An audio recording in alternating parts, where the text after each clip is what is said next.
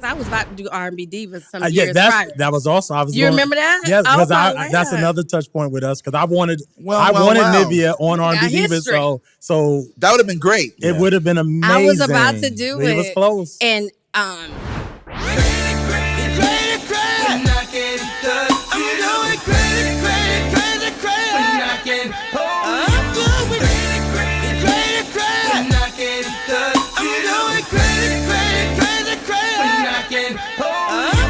we sound crazy.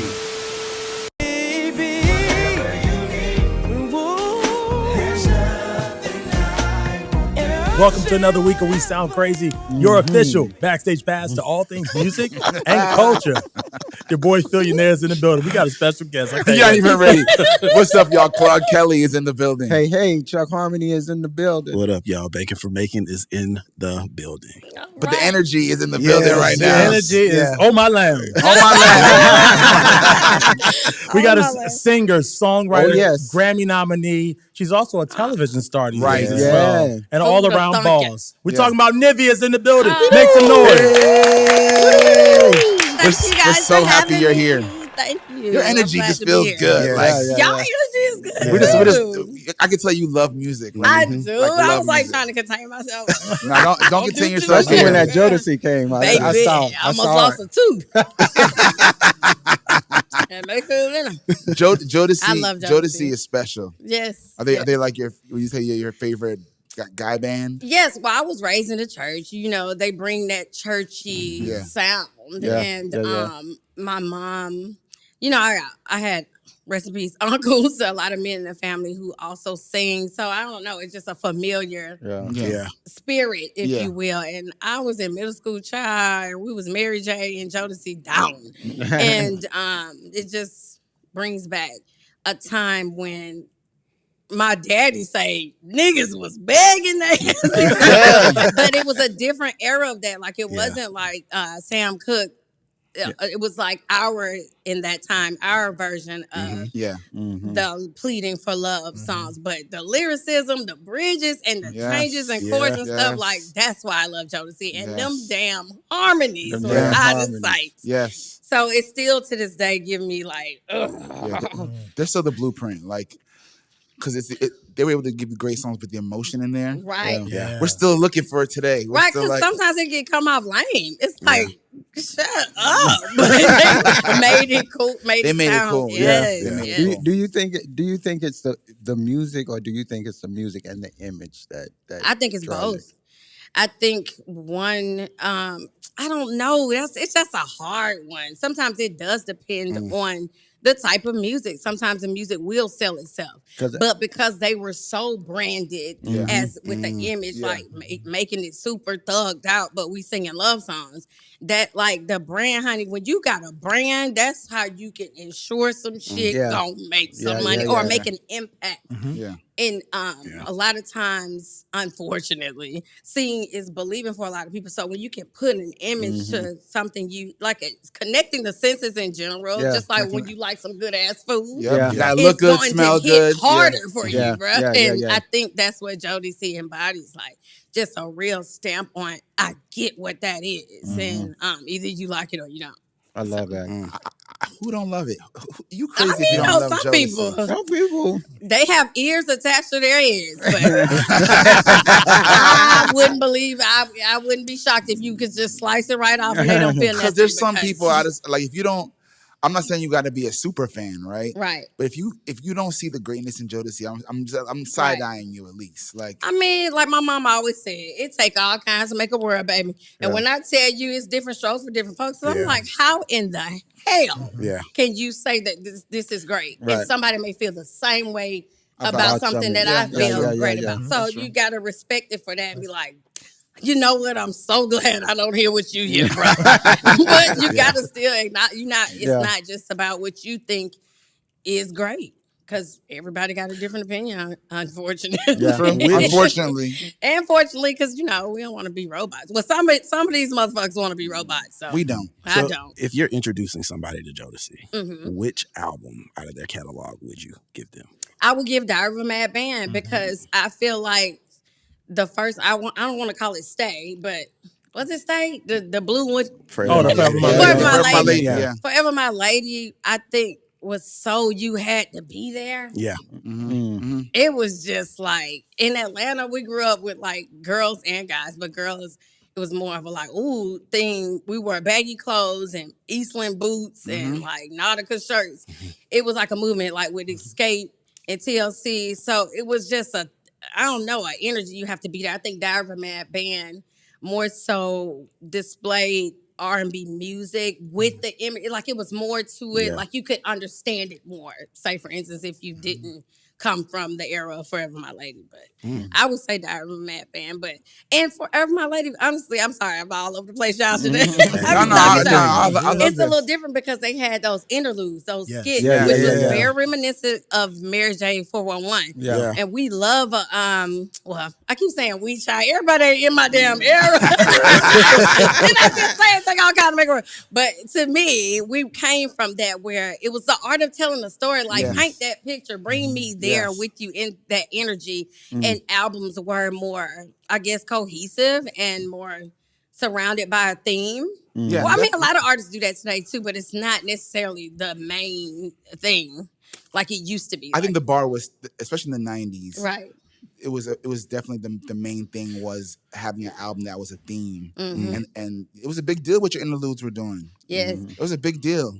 Actually, I just thought about them interludes all over the place on Forever My Lady. They was talking about banging. They was talking about all kind of shit. But was Uptown the label that introduced interludes to like our generation? I would say they was the great merger of the hip hop and R&B with, like as I mentioned, with Mary J. They made it not like just for hip hop. It was like the merger. It's funny you pointed out. I don't know. They might have been the first people because I feel like Bad Boy kind of took it after that and ran with it with all the very good point. So yeah, they did it first. Yeah. Wow, sure damn did. Yeah. Sure damn did. You know what happened out with hip hop? We started getting. I don't want to say started getting, but there came a time where singers on hooks with rappers became so strong, like it is now, and like it always kind of resurfaces. We forgot that it came with R&B first with that whole. Yeah. But that was the thing about groups like Jodeci and like Mary. It was an infusion of hip hop anyway. Yeah. So they did it first. Yeah. Ain't that something? I'm about to age us all because next year, Forever My Lady album turns 35. 35? Still younger than me. Yeah. Damn. Yeah, because I was 5 when that came out, and I'll be 40. You were 5? Yeah, I want to jump out the highest fucking window. Terrible. But I remember all of that. That sounds awful. 35. Oh my God, you were 5? Yeah. Damn it. Wow. We sound crazy.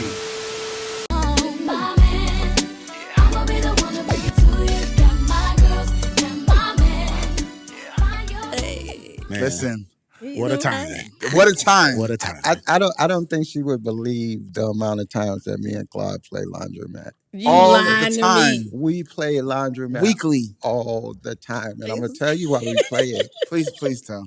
It's because your vocal performance on Laundromat, you sold that song with the vocals. Yeah. Thank you. Crazy. We play that all the time. Your tone. Thank you. Okay, well, I have to attribute, I know nobody like to talk about Robert. Let's talk about Robert. But Mr. Kelly himself is why he wanted to work with me. He specifically said that he really loved my tone. Yeah, it was great. And he actually liked my songwriting. He was like, I want to work with her, even though Jive at the time, they do that anyway. Jive, you working with her, you working with everybody. We all working with each other for the most part. But I was very much honored that he said that. It's a tone. It's a tone thing, and I mean it's on all your records. But thank you. It's funny that before we started the show, Phil, what were you playing before at the top of the show? The Minnie Riperton. Minnie Riperton, right? Mm-hmm. And you said I don't know why I played it, right? But there's something about your tone. It reminds me of Minnie Riperton and Denise Williams. Yep. Yeah. That's what my first manager said to me. That was crazy. And that's like there's lots of copycats of other things, but that's the thing that either you just have that tone or you don't have that tone. Thank you. And so I love my tone too. Nice. I love my tone. But I do. I love my tone. But it's there's a way that you float on records that's unique. Mm-hmm. And I give that once again back to Robert. He sung that mug down, and I watched him sing it and come up with it or whatever, and then I just went over what he did and sung it out. I love Laundromat because to me, of course, it's a tale as old as time about you lying, cheating, son of a, but the arrangement to me is crazy. And the melody, he was always great at singing a story you could see. But the melodies, and for me, I'm, as you can see, kind of like all over the place. So to stay there and be sweet was a little challenging for me because I'm like, okay, when do we jump it up? Take it to church. And but that teacher taught me a different type of control as a singer, and I give him that all day. When he sang it to you, did you know that was going to be a hit?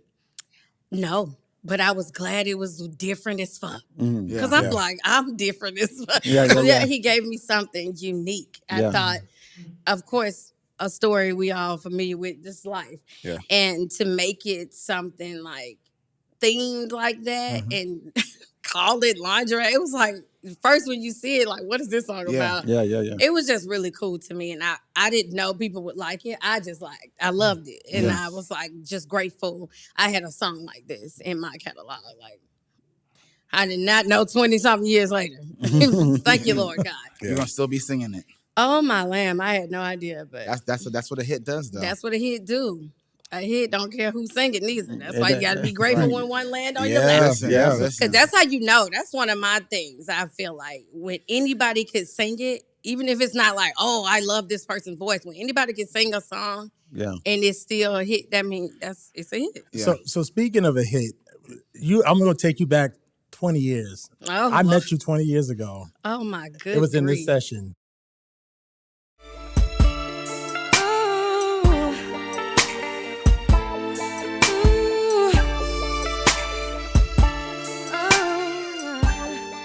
Baby, I was so fired up with this record here. So Tell the story. I was managing Dierre Jones at the time, who was the producer and co-writer of the song with Q Parker. And I remember I remember your version of that song. You do? I do. I was there. Oh my I was out back doing something I shouldn't have been doing. I think a smoke break or something. But I remember and I'm trying to find the demo now because I have. Oh my lamb! I can't. I have the demo. I have the demo. I have Nivea's version, and then I have, of course, Keisha's first version. Yeah. Because Keisha's first version literally was very similar to your version, I would say.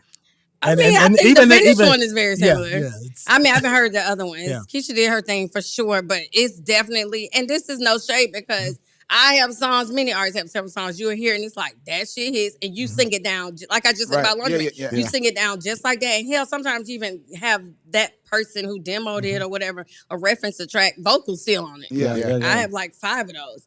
But that was fire because Q and Dierre literally was sitting down writing it as we went. It was like a freestyle. Did that mug down that day. We did it in that day. Kind of freestyle the end, which was my favorite part. And I haven't heard that whole since. That shit was, we did this shit in like 03, 04. And the next thing I know, this had to be after I had my twins. So I'm 3 kids in. 06 coming out of Walmart or some shit. And I cut on the radio and I'm like, oh my God, my song. I'm like, my song on the radio. And then she started singing. I'm like, that's not me. What the fuck? And then I found out about when Jive unfortunately passed on the hit. Yes. I didn't know where it happened with that song. So I heard it on the radio. Yeah, Jive was, we were dealing 2006. with, I forget the A&R at the time, but it was somebody in the A&R team at Jive that basically was like, oh no, we're working, Nivea's working with R. Kelly and Justin Timberlake. They said we had too many songs already in that vein, which is crazy because that would have been motherfucking fire on Complicated. It was like, we already got Complicated, we already got that would have been swell. But, I was like, taking it and count my blessings. And I was like, all right, fine. I wish I had fought a little harder for that record. Because I loved it. And me, Q, and Dierre had great energy. Yeah. And I thought it, honestly, this might sound a little whatever, but I don't care. I thought it would have been cool that I had a song from Jagged Edge and 112. I'm from Atlanta. It would have been like, that would have been crazy. But, I didn't get so you hear for the first time on the radio and that's when you realized it wasn't you on the song. Right, and I couldn't believe it. I said, oh my lamb, they gave the song to Keisha Cole. But I was just like frozen. And can you imagine? Like, I guess it had been like 3 or 4 years and I didn't even have my version. So And I was like singing it. We were like, oh, she kept that. Okay, we did it. Because I couldn't believe it. And then now every time I hear it, I just be like stuck in. And everybody be like singing and don't know the story about it. So I'll be like, on the inside, like, this is my song. Yo, it's such an awkward. That's some story. Like when you're in the music business and you go through a lot of stuff, the radio ain't the same. No, or sometimes shows ain't the same because you be like, that ain't fun for me. Right. You have so many memories or a story behind something. You see other people like having their own experience with it. It's just very, it's weird, right? It's weird as hell because I'll be in the bank and it might come, it's just very weird. Yeah, and you have a whole, and people jamming, you're like, that person owes me money. Well, this wasn't no shady business, I will say. Like, everything they did, and Keisha Bless, it's an anthem to this day. Yeah. So, shout out to Q, Dierre, and Keisha. I love that song. Everybody love that song. It's a great record. Like I said, a hit is a hit. Anybody could have sung that shit would have went. Yeah. True. We sound crazy. Just got up in this party, tipsy off this Bacardi. About to take this flight. This man want to do chicken head so bad. It's so chicken head. I mean, I'm not chicken head. That's okay. By a special guest this week, Nivea. Yeah. So, Nivea, Birdie told me that song was almost Sierra's song. Okay. Yes, ain't that something? I cannot hear Sierra on there. The beat, and the energy, of course. But yeah, we this was around when I first met Dream. And this song was supposed to be for J-Lo, y'all. For J-Lo? Yes, it's supposed to be for J-Lo. So there's I don't know what to call it. He do a lot of stuff now, but Vaughn introduced me to Dream. And he was like, yeah, he's doing this song for J-Lo. And we want you to just sing it and see how it sounds. This was my first time at Red Zone at the time. I don't know if it's still called that. I think Shakespeare was still there. I don't even remember. But anyway, I laid it down and Dream was like, man, this is your energy. This is great. He from Atlanta, I'm from Atlanta. So he felt like I was like good energy-wise on the record. And he was like, this is your song. And it wasn't until it was already on my album about to come out. Because I was already on Jive, and Sierra was a newly signed artist to Jive, and she was introducing Crunk and B, the Crunk sound, and it had Lil Jon on it. It was like, oh, we need to put that on her shit. Which, if I was at the label on that side, I would understand that too. It made sense. And they were like, we need to get her this song. We was like, oh, this is my single. This is my next single. Y'all said this, then complicated. And Dream was like not budging, bruh. And we was just cool at the time. I didn't even know he went that hard for me. He was like, I want to give this on Nivea. I think she's the best artist for it. And, you know, I'm glad I got it. That's what's up, though. And the Sierra got a whole slew of good Crockett B shit, so it didn't matter, though. Right. But, yeah, that's that little story behind that.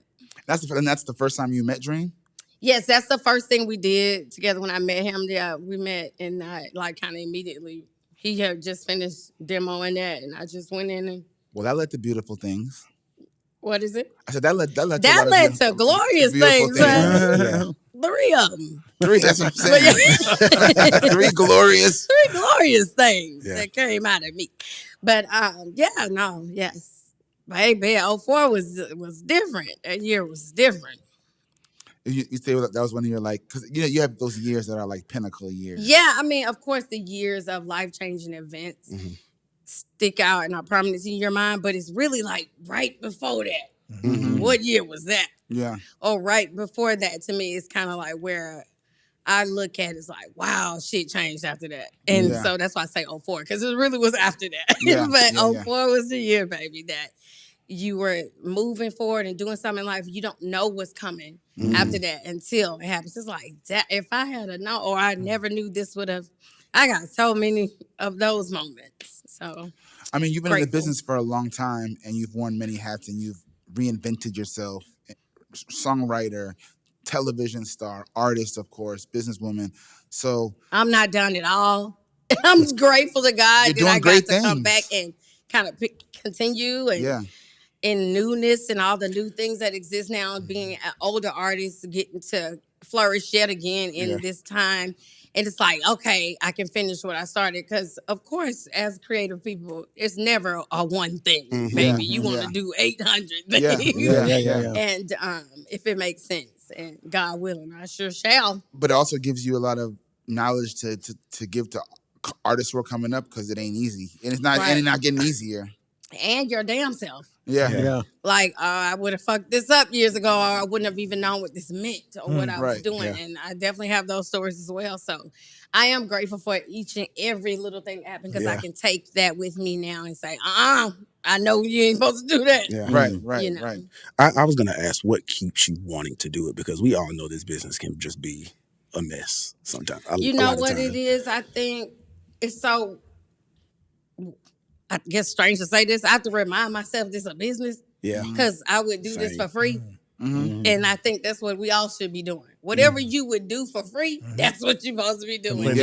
I'm fortunate enough, this is has created a career out of it, and I can make money off of it. And even when I left years ago, or took my break, or was being mom, I don't know that I would have never came back to, like, it's innate. Like, I would have, you know, and then you start to realize destiny is real, and it can go however, but you're gonna kind of be drawn to where you're meant to be drawn to. And I was gonna be in the line of entertainment and music, and I will be for the rest of my life.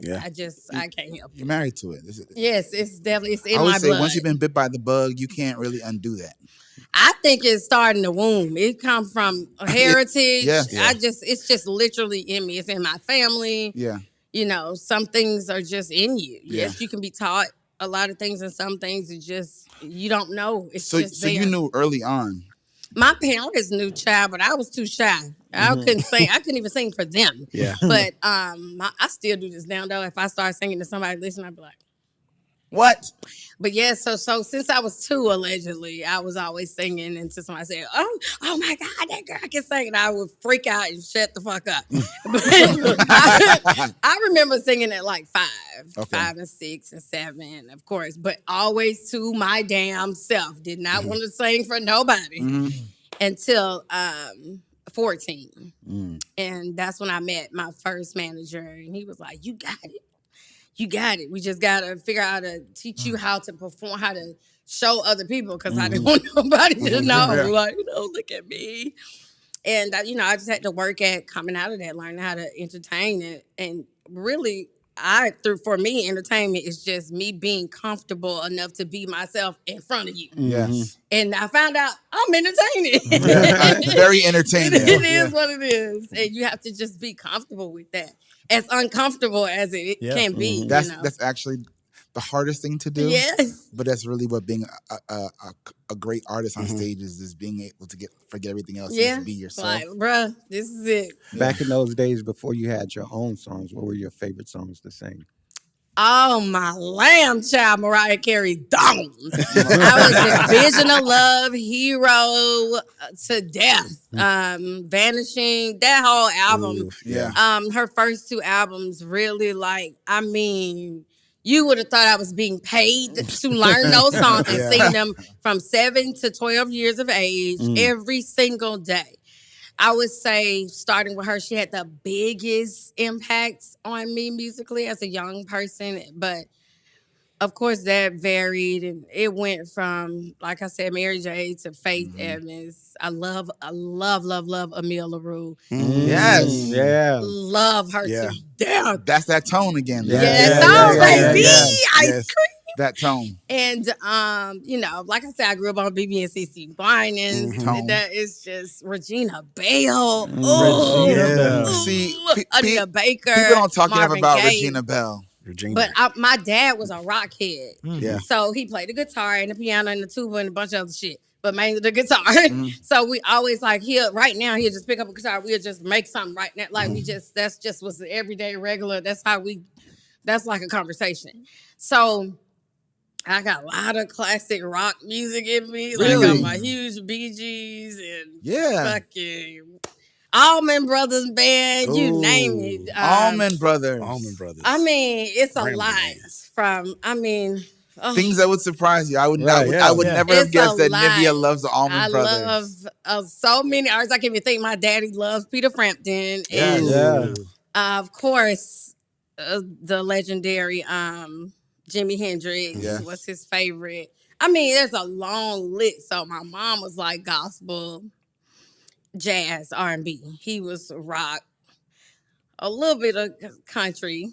He could get a little bit of country, but she was straight rock and pop.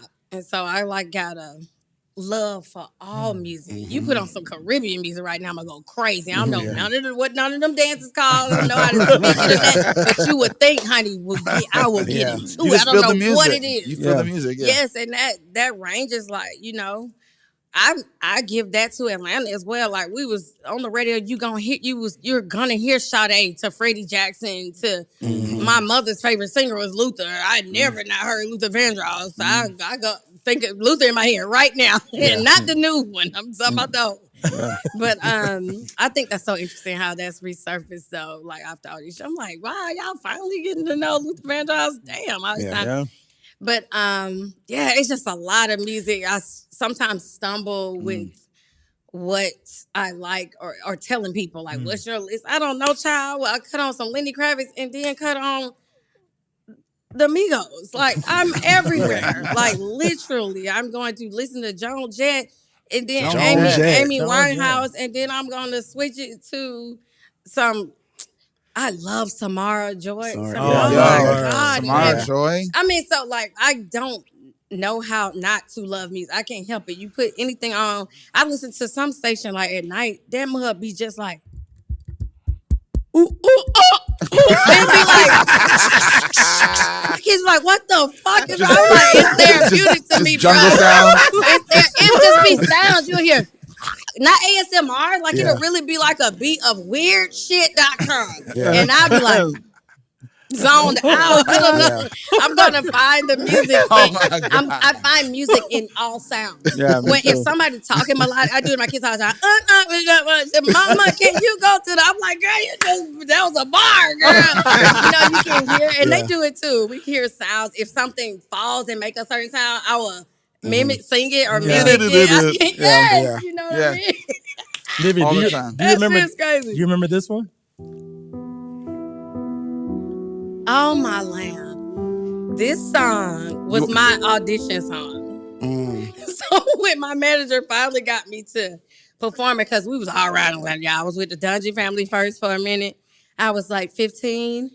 I met Rico Wade and Raymond and Ray, and I'm thinking about Ramon. Ray, Ramon, Sleepy, and they was like, "Oh yeah, we want you. We'll work with you. Call me Dungeon Princess." I did some stuff on Cool Breeze. I don't know if y'all know who Cool Breeze is. Cool Breeze first album, ASAP. Yes, and that's why I met Corrupt at the Dungeon Shop. Corrupt, we did a song together too. But Big Rube, Marquez, who wrote a lot of stuff over there. Wow.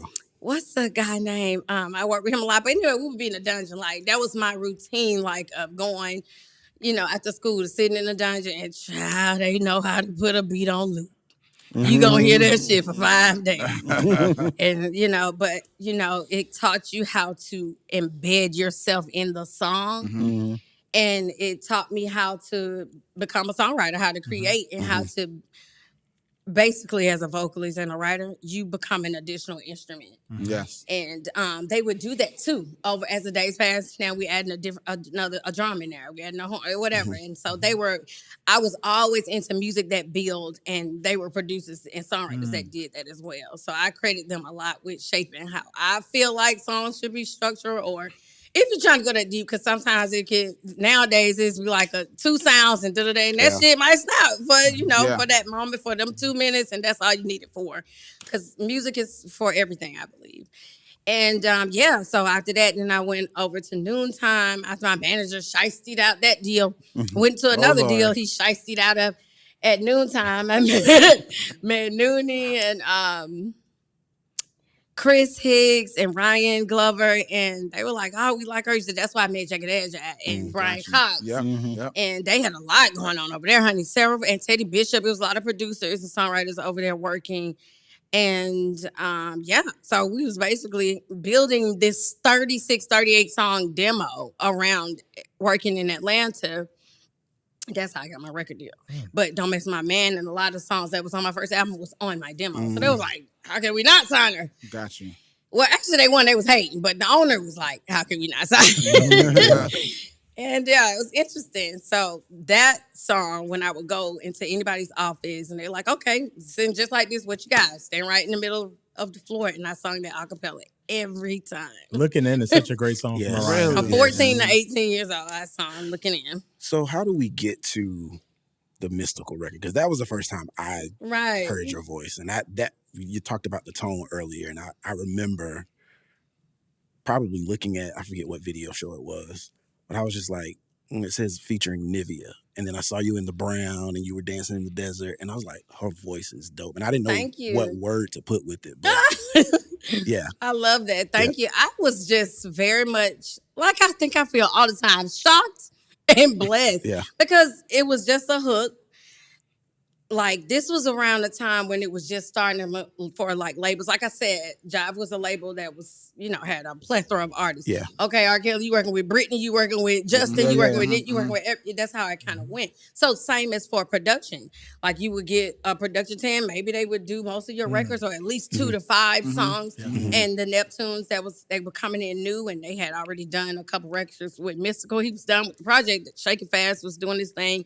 And Khalees was supposed to do Danger, the hook. I don't know what happened with that, but it was like throw the new girl on it, basically. And I thought, okay, I'm singing. I just got signed in the job. So I'm 18. I ain't had my first video yet. I ain't put nothing out. This is before Don't Mess With. Well, my first single was Don't Mess With the Radio. Yeah. But this was before that, a little bit before that.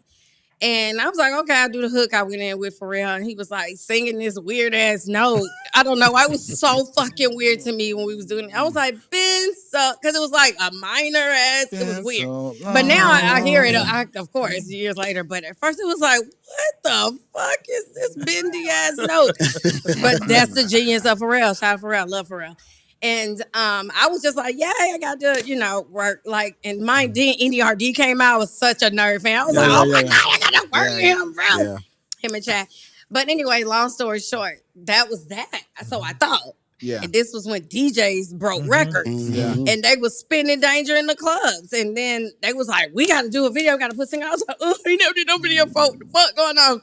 But I was excited, and it still did what it did. And I still thought it was going to be minute. But to me, it was such a big deal that they said featuring Nivea. It was like, right, even got no verse.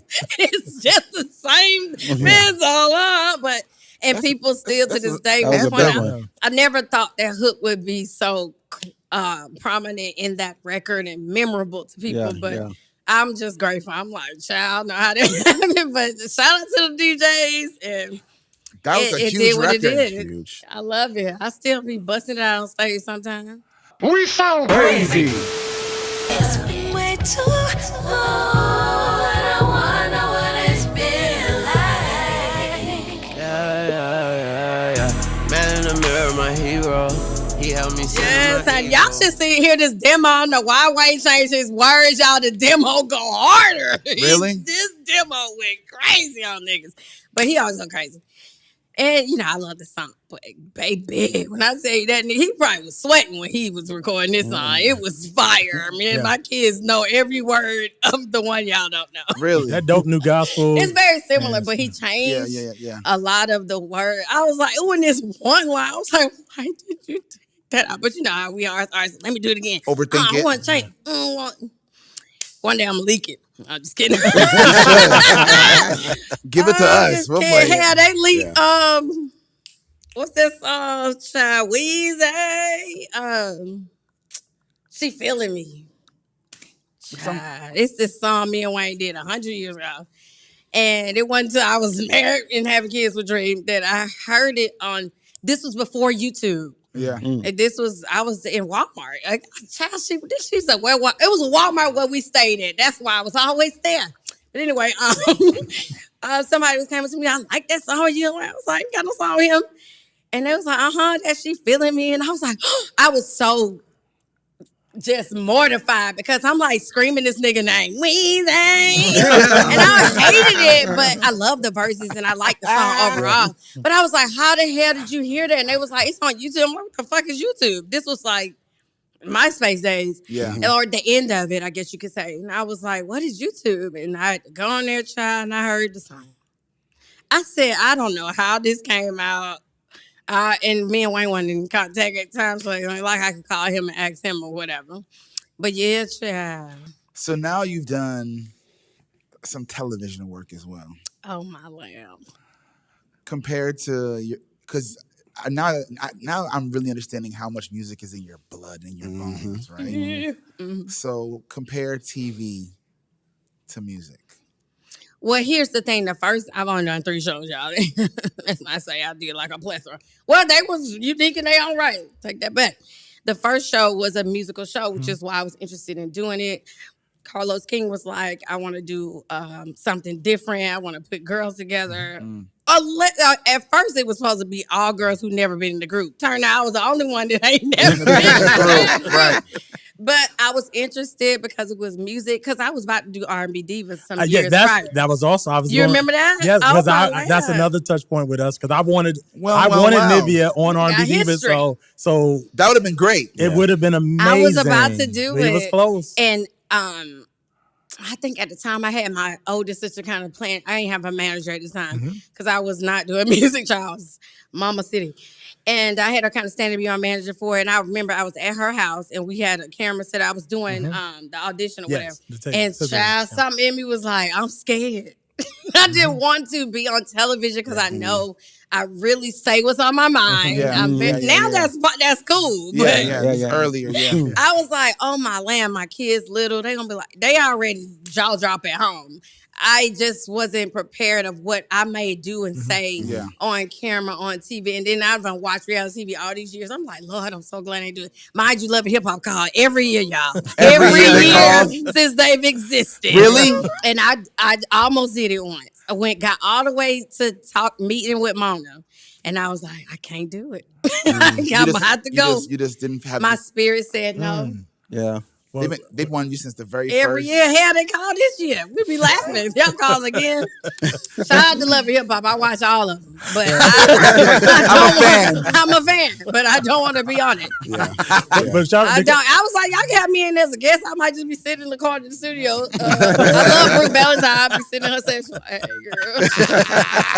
But I don't want to. I don't. You don't want none of that smoke. But the encore was great, and I told Carlos, I was like, you were the person. I was like, man, I'm jealous that Nivea did that instead of R&B Divas, but I wanted to do it. It was a great show. I really enjoyed it. I thought it was such a cool concept. I can't wait till they flip it and do it with dudes if they do that. Yeah. But y'all, this was in the pandemic, child. We was really locked in this house for 30 days. No in and out. The camera people were double masked. We couldn't even see them people. And then me being first TV, like I'm doing y'all, I was like, they was like, you can't look at the cameraman, bro. I was like, hey, y'all. Oh, okay. I don't know how to do this. I didn't realize that was your first time doing That was my TV. first TV ever. I didn't know what was going on. It was crazy. And then from there, Will Packer, thank you, Lord. He was Shout out to Will. Shout out to Will Packer. He's right here, Reboot Give us some of that orange juice. But no, yes, lay down and now. Thank you, Lord. Got you covered. But no, he said, I want you to come. I want to do a show, maybe like a dating show. I just want you to be how you was. I watched the encore. You are you. And it was hilarious. And I loved your energy. And I was like, TV again? I don't know how to be on no TV. It was just weird to me. And yet again, something I never done before. But it was also a space I was in my love life where I'm like, I want my next and last husband. So I wanted to do something in action to put that energy in the universe. And I was like, why not? Shit. Come to find out, you on the show with a bunch of people who just want to be on TV, face ass. I'm like, I didn't even know that was a thing still. I want to be on TV. So you were looking. Yes. The dudes, they want to be on TV, face ass. That's what it gave. It's like, girl, what? Then my ass is having a ball with the niggas. Like, not like that, but I like dudes more than girls. Yeah. So we was having fun, child, we talking and shit. I was like, yeah. I'm like, oh, we working? This a show? Okay. And then so you were actually looking for... I was looking for love. I wanted a real thing, and people just wanted to show up for the lenses. And that was interesting to me. But I was like, okay, well, thank you for the check. Learning lesson, and I was real as fuck on that bitch. Like I was really like going, I was like, damn, I really can't play shit off, can I? My kids be like, why are you yourself in front of the world, Mama? My oldest son can't believe it. Chris be like, Mama, I just watched this interview. What is wrong with you? You are really yourself. Yes. And I think it goes back to that inner child where I was shy and scared. Now, whatever, and I don't even like to say the word anxiety no more, but whatever that is makes me more myself so that I can be comfortable, even however crazy I look or something. You know, and that's just, it is what it is. But I think that's God in itself. God can't work through nothing that ain't authentic. And if you be yourself, even in whatever that is you want to label that as, God gonna work through that. You're gonna be blessed through being you. God can't work through nothing that's not authentic. Wow. Yep. And so you have a show now on Peacock. It's streaming right now. Shout out to Will Packer again, Rich Booty. He called a bitch back. I said, run that touch line. No, he said, this was different though. And also, yet again, like I said, I'm a people person. I don't like saying I'm a girl. I'm a people person, but mostly niggas. So he was like, I want you to, we're going to do like a girl trip around your friends' house. I ain't really got no friends like that, especially not no bitches. So bitches behave. But and I've never had, like, I grew up with like one friend a year type shit, and then I probably ended up beating her ass at the end of that year since fucking fifth grade. And that's just how it go. I be friends with my nigga, my everything when I have one. So I thought also, yet again, putting action into the universe, stop that. I had to really value what it meant to have a sisterhood. And I did get that started on court, in the Queen's Court. Ironically, I'm like, I get on TV to have to see how it is to be with bitches. But now I learned a lot, and I had to mostly learn how necessary it is. Now I get it. I mean, I probably won't be so cliquey like, let's go to brunch, like how girls be. I'm not really girly like that. It's not. Okay. But I did learn why that's necessary sometimes. Be like, girl, let's go do something together. And I did used to do that over the years. I don't know what happened. People got so shady. I was like, fuck all y'all be in the house, bitch. I ain't coming out if it ain't for no check. Don't call me. If it ain't about the money. But no, and I really had to kind of go through that again and remind myself of how beautiful it is to have women in your life. My mom passed 15, 16 years ago, and that was the closest person to me. Me and my sister, I have two sisters. I'm the baby. One of them, we were very, very, very close growing up. And I feel like you got one on your side, bro, you in there. I never needed a clique, whether not just male or female, like in general. One person, I will rock with you for 30 years until you do something crazy. Right. And hopefully, you know, God willing, that don't happen. But that's been my story. But doing this show and the different personalities, I will say this was the first time my second girl trip ever in life, period. Wow. I've only been on one girl trip, and that was with my damn cousin and her friend. Yeah. And it was wild. And I thought it was going to be that kind of trip. Bitch brought all her wrong clothes, but it wasn't that kind of trip. But I'm glad for the conversations that did start, because with London being from London, it was a huge cultural difference that I was even ignorant to. So I thought a lot of the stuff that came up, even though it was like in combative, it still was like sparking a lot of, I didn't know you thought like that type of things on both ends. And I learned a lot from watching Tammy and even having conversations with them and being with other women in the industry or who kind of do what I do was different for me, because I don't have no industry friends. Not that there's any beef, but I'm not clicked up with nobody, no other singers. Like you're not finna catch me outside with them. Oh, I just saw Nivea, what you call it? It's not gonna happen. Really? I mean, no, it's You're not. An island. I am an island, honey. Peninsula, maybe. Hey, I'm just kidding. Andre 2000. No, I'm a loner. Okay. I pretty much, I think that's why God blessed me with a plethora of children, because they're all I really need. Yeah. Like my besties. And I don't know, I'm just a loner, bruh. Yeah. And I had to learn being an empath. I hate saying it because it's so cliche now, but you really are drained when you leave a room. Yes. Even if you don't say shit, even though it's hard for me not to say shit. You leave drained because you felt all the energy spoken or unspoken. Yes. And I had to learn to, how's it go? Observe, but not absorb. And I was like, bitch, you absorbing. It's going to be fatter than you is.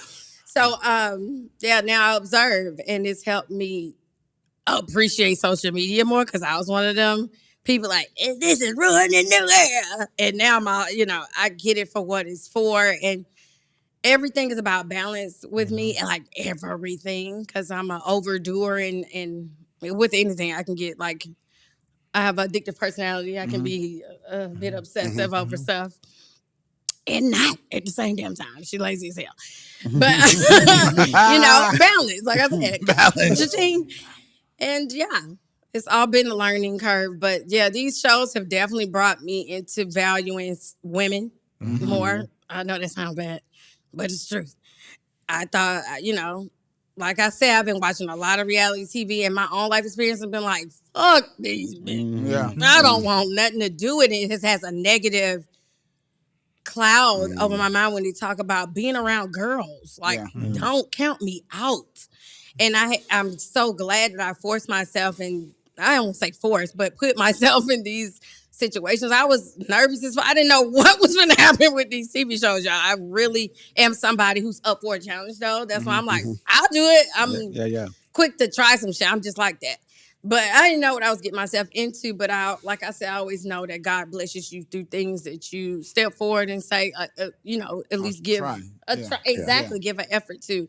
And I was blessed with kind of removing that cloud of not understanding why girls get together, and the therapy in that shit, man, is different. You do, just like dudes know this without saying it, though. You have to come together with your guy. Like, I feel like that shit is healthy, period. If you don't have your clique, or I don't care if it's just one other person, you have to take time out to get with that other person and just exchange that energy, bro. That will keep you, I don't know what it is, but it's like a life juice. You need it for multiple reasons, for grounding, for just release, for motivation, whatever. Or just to know that you're not and crazy. To check too. Sometimes you might be tripping, that person gonna check you, or vice versa. You just need it. And like I said, I would get real caught up and be to myself by myself. And that's not healthy all the time. So, but I'm still be to myself. But during the shows, I got to lean on the females, and we chopped it up. And I was like, oh, I get it now. I get why bitches do this. I'm still not, but I get it. At least now I get it. And I'm not judging. And I totally get it. I think it's necessary. And I will make an effort to, like, I have, like, 3 good girlfriends. We don't talk hardly at all. We've been friends for years, though, and they know if we got in the room right now, y'all would think we talk every day. So I needed people in my life that are like me, like that, and can still be a support system for me, and vice versa. But we don't have to talk and see each other every damn day. And but still, like I said, it just helped me put more value back on what it meant to just be in a friend group in that circle, and taking time out to be like, it's just us, we finna go, because I'll just be by myself, y'all. Oh my lamb. Oh my lamb. I know, I feel like that's your thing. She got a little merch. She got merch. A little merch. What's the origin of that? Oh my lamb. Oh my lamb. Oh my lamb. That is terrible, y'all. I I've been saying this shit since I was 15, bruh. So we got almost 30 years in the making of me saying this. My oldest sister, Ava, she went to Mobile, Alabama. She was studying, working at a paper mill. And she was there. We went with her for like a month out there. And she came back, she kept saying, oh my God. I was like, shut the fuck. I couldn't stand it. And I picked at her so much. I started saying it. And I was like, oh, I can't stop saying it. It was driving me crazy. But, I forgot about it. She don't even say the shit no more. And I've been saying it ever since. And I didn't think nothing of it till TV. And people was like, what? What did you just say? And I'm like, what'd I say? And I'm like, what? And I'm like, I'm like, I didn't think it was a big deal. But it's like, oh my God, I say, oh my lamb. It is what that's your thing. So we got some hats and some hoodies and some sweats on the way. Oh my lamb. Y'all be able to purchase that. Cool colors and shit, but all black as well. If y'all want to. I like the green. I call it ice cream. I like that. A little sherbet. What's up, babe? For you boots. We sound crazy. I'm tired of sitting around hearing all your phony alibis. What? This was my third video. And the video to me really put the seal on it. Like we was talking about imagery with Brandon. Like it was just like, yes, we know Laundromat was in Harlem or somewhere in New York. I can't remember. It was in, it might have been in Bronx or Brooklyn. I don't know. It looks like a long time ago. It's like Harlem or the Bronx. Yes, and it was so cool to do the. I just was having a ball. I didn't even know that it would be a thing, and this was right at the peak of Robert's first scandal stuff, right? And so they were like, "We're gonna get Nick Cannon to be in the video." I was like, "Yes, thank you, Lord." I think that would have been weird as fuck seeing me and R. Kelly sing together, but whatever. That's probably a good call, right? Yeah. I was glad it was Nick, and we got to do the little acting a little bit. That was so funny. I loved it. It was fun. It was fun. It was a good time. I thought y'all were going to actually recreate the song just now. Oh, sorry. I thought y'all were going to. That's what I thought was going to happen. We didn't rehearse. We wasn't prepped. We weren't prepped. Next time we'll be ready. Y'all. Next time we'll be ready. Oh, my lamb, yes. Oh, y'all taking me down memory lane. As I'm talking to you and I'm catching your personality, the two things that I think about immediately is, first of all, you should definitely be doing some comedic stuff. Oh my lamb! Why do people say that shit, bro? Here's the thing: I've always wanted to write like for a TV, like a sitcom. I tried to write like a little scene. That shit took forever, bro, to get to the punchline. And girl, damn, we it's not easy. Yeah, so I feel like being a stand-up, you have to really like hone that craft. You got to practice that and. I'm into it, Lord knows. I love Eddie Murphy. I can see you in a sitcom or bad, I'm saying Eddie Murphy. I can see you in a sitcom or a comedic movie. Love it, but I don't think I could. I think you could do it. I don't and the think second so. thing I think you could do is like voiceover stuff, like I would love to do voiceovers. Cartoons. Oh, child. Because I can hear all the voices. I agree. Yes, and you haven't even heard all the voices she got in her. There's a lot of voices up in there. That don't sound right, but y'all get a lot of motherfucking conversations. All the character work you could do. Exactly. Yeah, I can hear that. I feel like you in. Oh, never mind, not like that, but he's in my aura. Know what I mean? God, I'm sorry. But you get me. I feel like he got me with that because I have so many character voices, y'all, and I'm like a cartoon fanatic. I wanted my kids to do voiceovers too. I still want them to. What's my girl who from Different World who's did a Cree Summers? I love her. I follow her on Instagram. I mean, I don't know her personally. But I'm saying, Cree Summers vibe. You can be doing all that kind of stuff. Yes, I would love to. Shout out Cree Summers. Shout out to Cree Summers, bro, with the hats and shit. She's awesome. I love her. Yeah. But yeah, I can see that. But definitely that in comedy. Yes, I would love to. I just want to turn on one day and watch like I see on Abbott Elementary. I can see Abbott Elementary. Why am I so late on Abbott? I gotta watch it. That's sad. I want her to turn one day and be Tammy's best friend on what's the name show? It's Miss Pat show. Oh yeah, I can definitely see Miss Pat's outrageous. But I'm all for it. I'm open to it. It's just that somebody approached me about talking about some stand up, man. I ain't got them kind of. If I tried to tell a joke, everybody would go to sleep. Yo, stand up is another kind of like that's that's not. Yeah, that's different. Like going on stage to sing, we do it. It's hard, but to get people to laugh, that's scary. That's why I be telling people my kids be crying, dying, but that's because I'm not trying. Baby, if she tried, crickets, nobody would be smiling and laughing. But yeah, I'm not opposed to anything. I never thought TV though. I never saw that one. I think you're perfect for TV. I'm all for it. Great Thank personality, you. and you're not nervous about being yourself. Not anymore.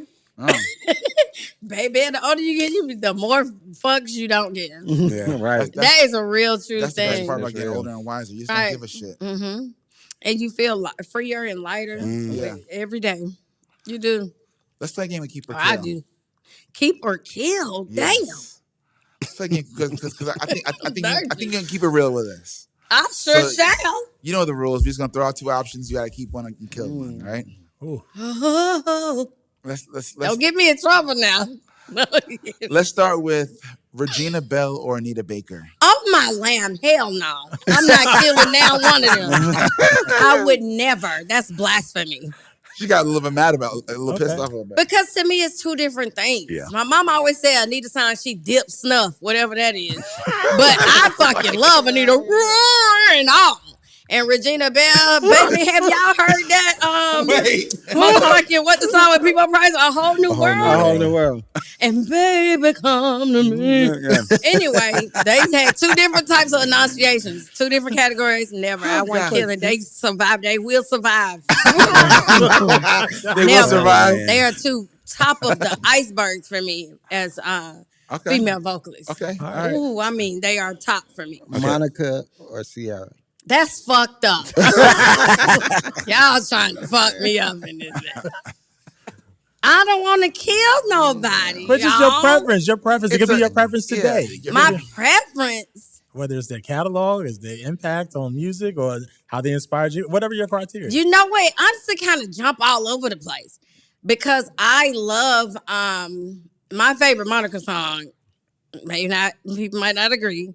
I'm obsessed with Missy Elliott, so.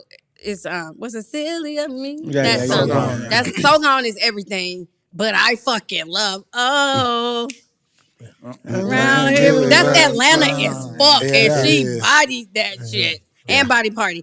So it kind of jumps for me. So you gotta pick one. I ain't finna do this shit to me. Hell no. Right. We gonna stay in ATL then. No. Jagged Edge of 112. See. To me, that's two different feelings. Here y'all go with this bullshit. I'ma say Jagged Edge because I'm a little rough around the edge. Okay. Right. That's the only reason why, because they both still give sexy, up-tempo, and slow shit. Yeah. They both still, they kind of mirrored each other, but with different damn voices, in my opinion. Okay.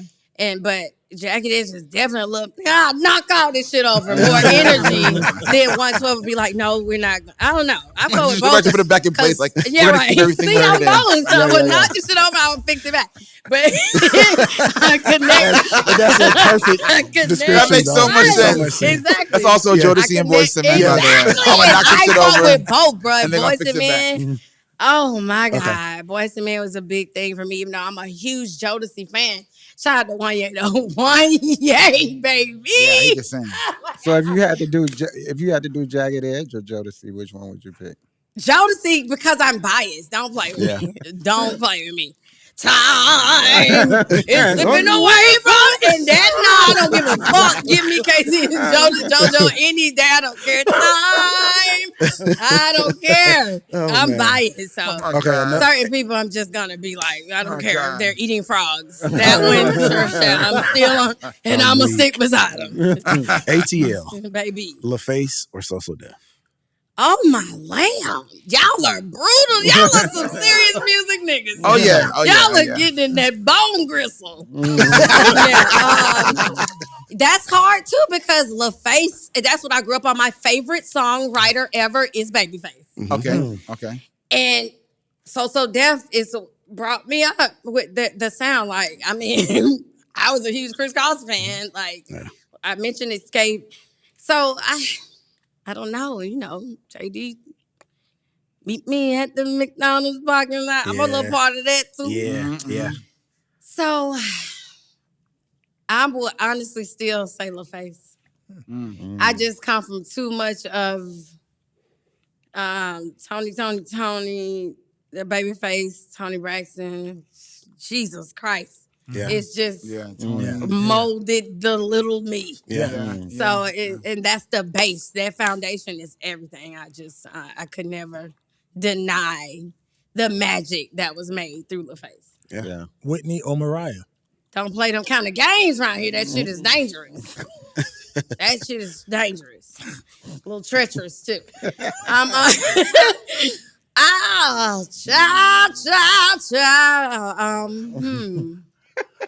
Yo.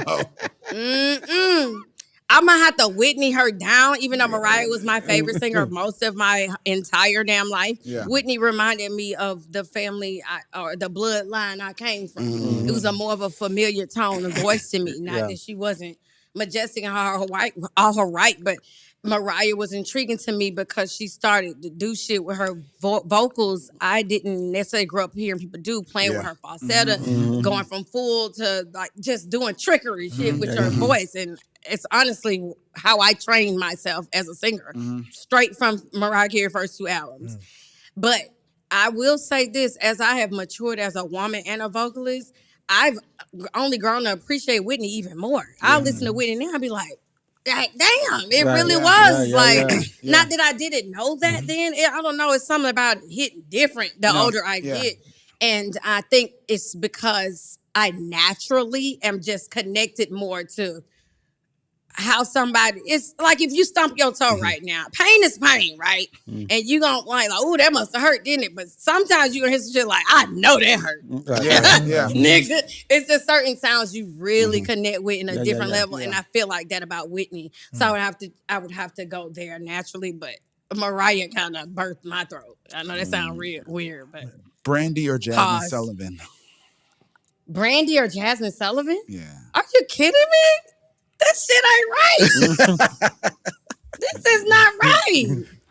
First of all, Jasmine Sullivan, God is clearly just sitting in her throat, sipping daiquiris on a tropical island. So I don't even understand. God is sitting in Jasmine's throat, sipping daiquiris. Now you got to flip flop. You let that little back flap go back. He is over there chilling in that throat. I am screaming. I don't understand how anyone can compare to Jasmine Sullivan, and I'm not even being funny. Yeah. I mean, I don't even know what to say. I wouldn't even put nobody next to Jasmine outside of Kim Burrell. Okay, that's fair. Or one of the Clark sisters or something. I don't know. I'm gonna take it. Or Kiki Wyatt. Kiki Wyatt. Kiki's crazy. Kiki's crazy. She's crazy. Kiki crazy. Kiki's crazy. And that's when she's choosing to show you in camera. What the fuck that sound like off camera? Right. Now Kiki can sing anything. And anything. Like and like we've spent time together where she can do Mariah. She can do anything. You can tell. I can tell. She can do Karen. Exactly. I can tell that she ain't even showed that. She can do country. I ain't even showed it. Not in full life.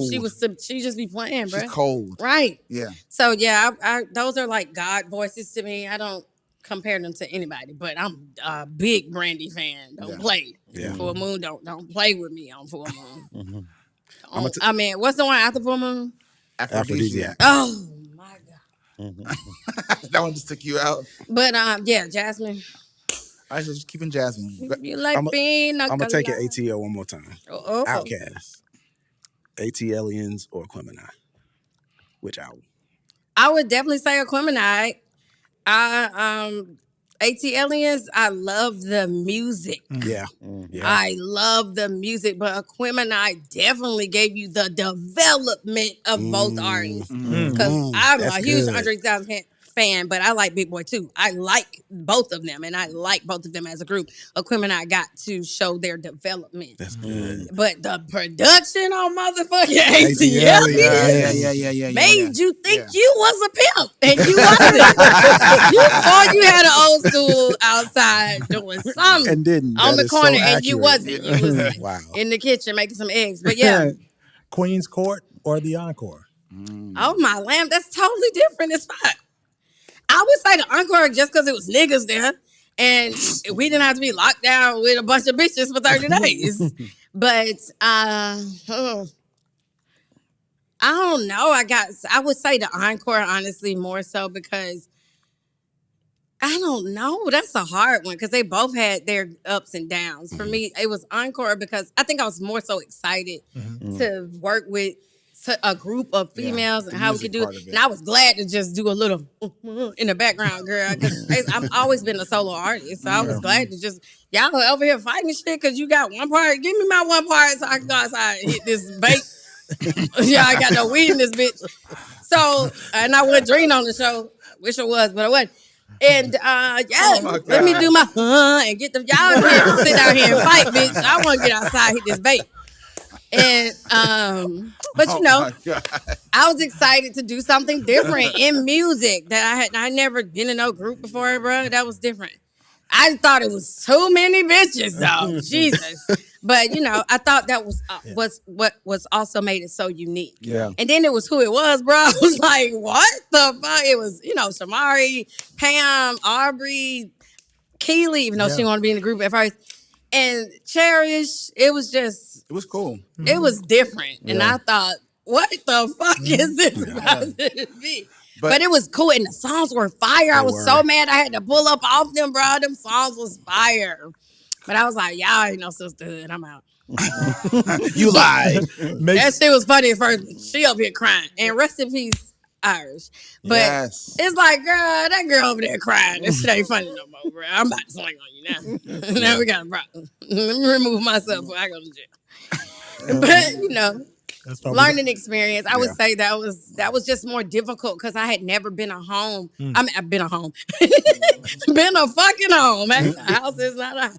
And but yeah, I had never been away from home that long. Especially not for my kids for 30 fucking days. I had never done that shit since they've been born. So that was a lot for me. And like I said, we couldn't come and go. It ain't like we can go, I'll be back going to gas. No, you were there. I had a friend of mine dropping shit all through the gate every other day and stuff. It was crazy. So that to me was just like, get me out of here. And then we had to, my mind going blank. What's the word you call it when you... Quarantine. We had to quarantine for like a week or two before we even went to the house. So I was staying at a hotel downtown. Shout out to the Lowe's. That bitch was popping. I love the Lowe's.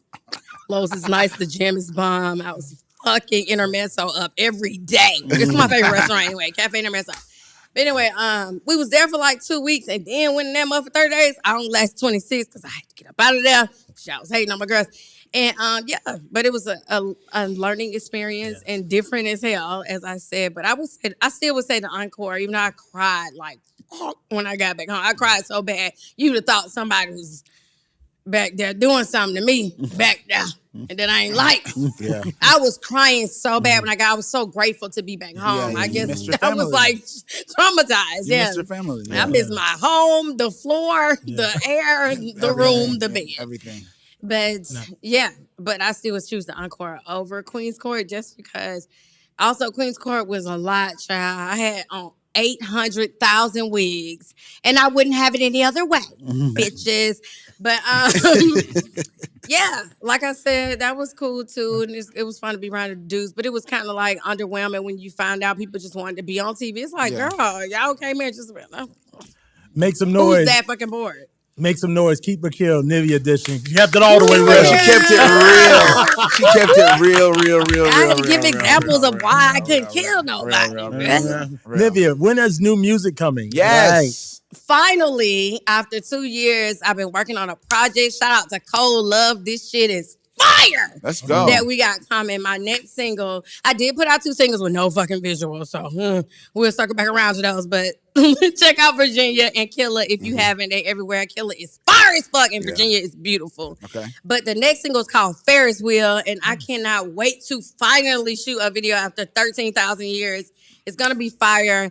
It's some real talk on this album. I love the production, and I just can't wait to people hear like a new version or different. I would say different version of me. I don't think this music compares to any of my older material other than just you can feel it. Yeah. I just love it. I just can't wait for everybody to hear it and tell me. Who did you work with on the project? Cole Love. We did the whole project together. It's a new up-and-coming songwriter, artist. Nobody knows of. Yay, I got first dibs. And I love it. He one of them real talk type, like, that's how he write, like how you would speak. Yeah. And our powers combined, we created this project together, which I believe I'm going to title Yvonne after my mom because she was the realest bitch ever. Yeah. And it might be called Yvonne, but for now, just keep on looking out. But the music is done. It just got to be put the fuck out. Yeah. I can't wait. I can't wait to hear the music. Yes, I'm glad you can't wait to hear it. That's what I want to know. Do you want the good? And you're Nivea, you're hitting the road soon on the Millennium Tour. Yeah. You kind of booked. I didn't even know the Millennium Tour was still going on till they called us. I said, oh, shit. Because when it was popping, that's when I was at home, at Walmart, clearly. I done had 100 Walmart stores. But no, I was very excited to be a part of it. The only female on my lamp. And, stuff like that makes me feel appreciated and seen. But like I said, I'm a big believer. Like, you can say faith without works is dead. Like I say, putting action into the universe. I got back out there, started doing my thing, and things come to you in essence in return. And I feel like this was one of the, kind of fruits of my labor. Like, okay, we see you now. So I was like, I'm not, in my mind or to myself, not feeling included. Even in Atlanta shit, I'm like, bro, I'm a whole motherfucking Grady baby. What the fuck? Right. I'm Atlanta as fuck, like literally born and raised here, and I be feeling left out. Child put up at Crystal's like 5-6 months ago and saw my name on their wall in Crystal's. I was like, I'm in this bitch with Rashida. Even though these are my peers, it never felt like that. And then it's like, girl, you the one who don't want to come outside. You the one who you have to look at. Yes. You can't ask the question why outside of yourself without asking internally first. What are you doing to make yourself a part of whatever you're feeling like you're left out of? Speak, Nivea. So I said all that to say when I got the call for the Millennium Tour, I was like, yes! To me, I don't care what nobody else say. To me, it was a huge thing. I'm very grateful. I'm just excited. I don't care if it was 2 minutes out there. I'm here, bitch. So the Millennium Tour kicks off March 7th in Louisville, Kentucky. Yes. Nivea, Trey Songz, Omarion, Plies, Boosie. Oh my God. Yin Yang. Yes. Pleasure V, Bobby V. We going RSVP? Yeah. Ray they put all of them on Bobby there. V, I saw all of them. First off, in the vision, then I saw RSVP. I was like, oh, damn. Okay, so that's going to be a big show. Reiteration. Yeah. Yes, that's a lot. Make sure you get your tickets to see Nivea and the Millennium Tour 2025. Go to bpctickets.com. Again, bpctickets.com. On sale right now. We sound crazy.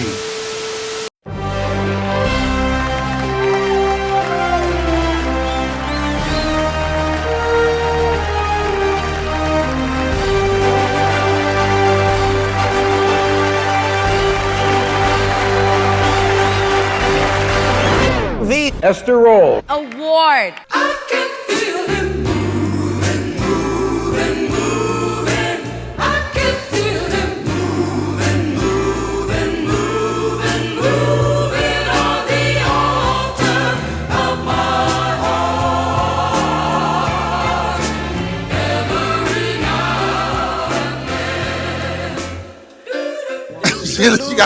and then. She over here church rocking to it. Yes, baby. I'm a rocker. I was standing in line at Kroger.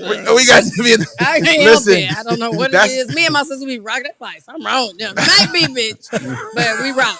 That's Ester Roll, Florida Evans. Yes, from Good I Times. love her voice. She should narrate a lot of things. That's her gospel album. I remember this. I heard it. So literally, we were playing that and got to think about all the Black artists, entertainers that don't get the love for the things they've done, right? Mm-hmm. So this is our serious segment where we all nominate someone to get the Ester Roll Black Excellence Award. I love that. The Irby. So now you're part of our. I'm part of the Ester Roll. You're part of the delegation. Now we about to discuss and nominate. Everyone can throw out a name. It's someone that you think is amazing, but don't get the flowers they deserve. And we talked about a couple of actually in this conversation. Yeah. Oh my land! So I'm opening the floor right now for. So I want to kick it off. My nomination this week is someone that Nivea mentioned. Yes. She celebrated the sister. She's an amazing singer, songwriter, and I don't feel like she gets the flowers that she deserves. I'm talking about the one and only, the incomparable Regina Belle. I second that one. Baby, when I tell y'all they know their music, yeah. You know how many people I cannot talk to about no damn Regina Belle? They be like, I don't. You took my guess, but I'm gonna keep. I'm gonna go with that. And one there's too. a lot of them though. I'm gonna go last. Go ahead. I'm gonna go with. We were listening to Jodeci first, and I was just thinking that Devontae Swing don't get enough credit. Wow. For changing the game. Yeah.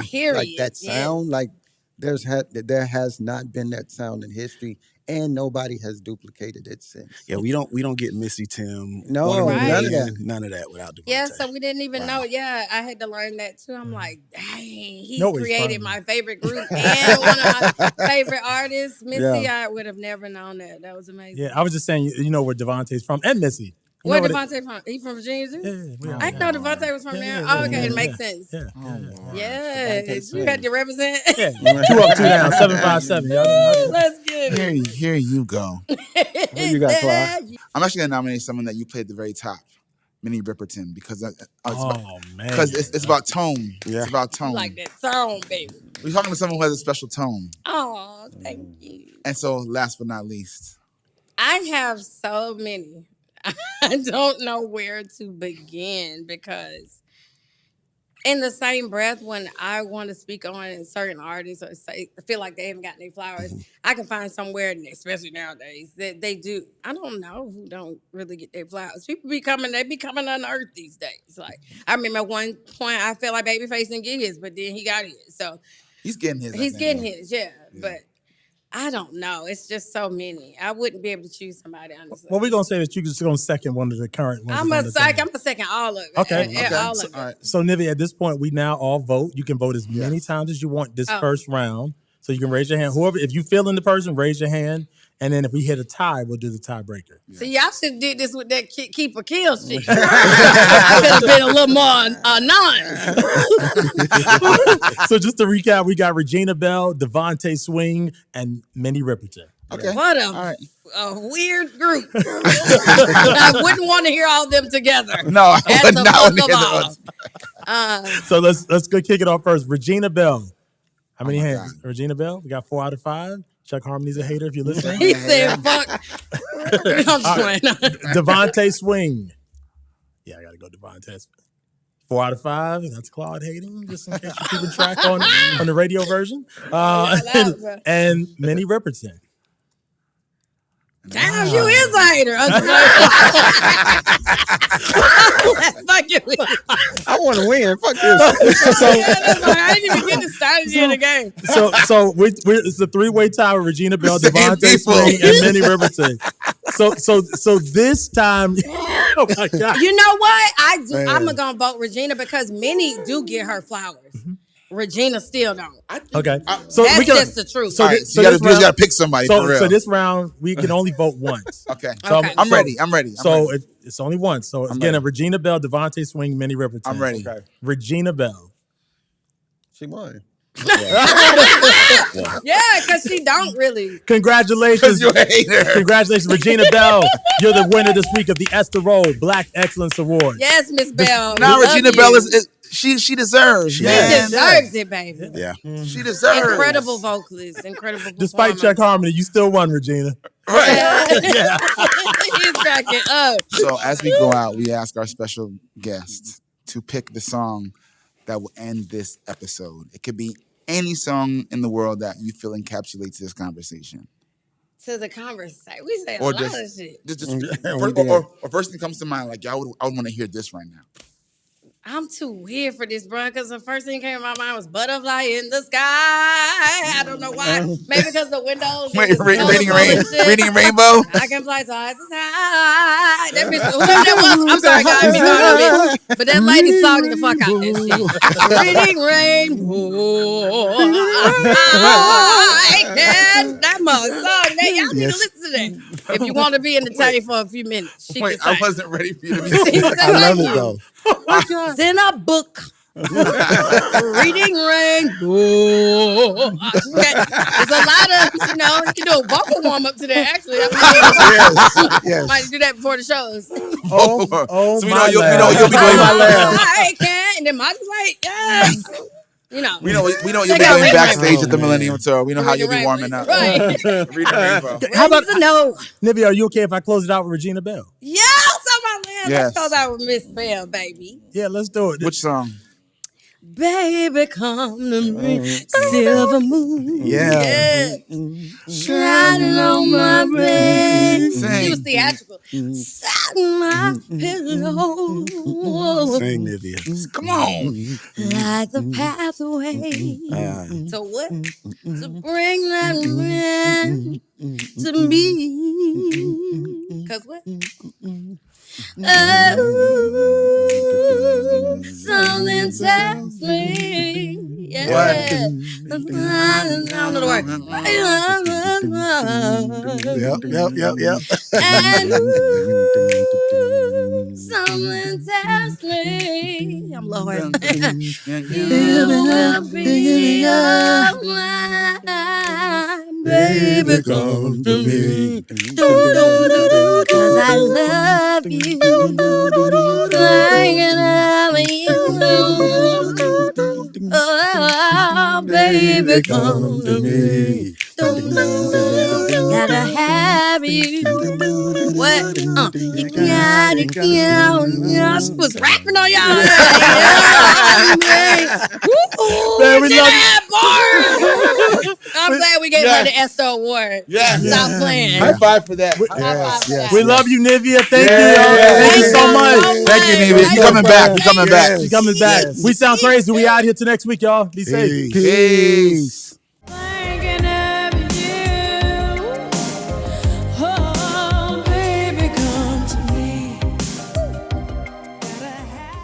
We sound crazy.